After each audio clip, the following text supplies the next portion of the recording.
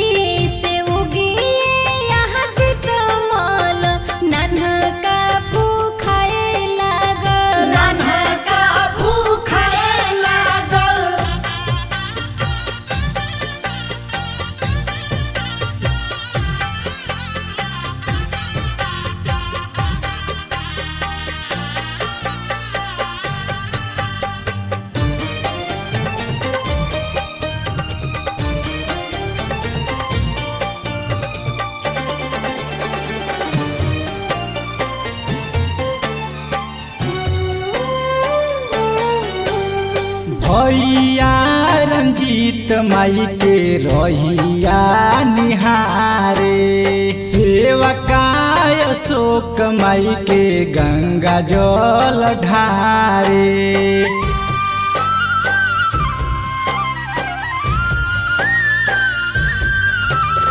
भैया रंजीत माई के रहिया निहारे, बेटवा अशोक माई के गंगा जल ढारे। छठी माई के गीतिया गावाए लागल और घदियाए लागल, छठी माई के गीतिया गावाए लागल और घदियाए लागल।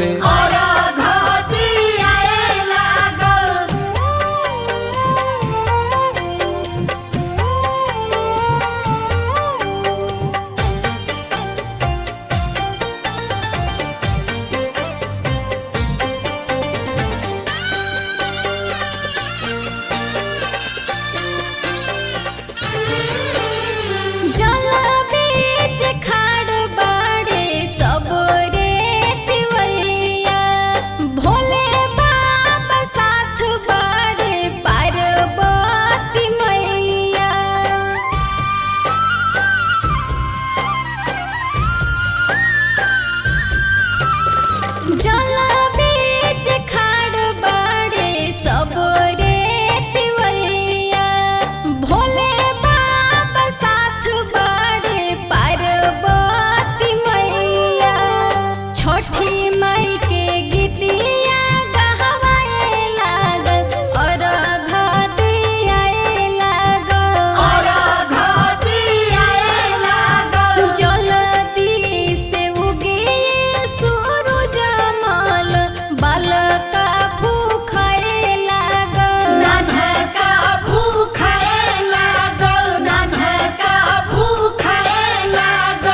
छठी माई के गीतिया गावाए लागल और घदियाए लागल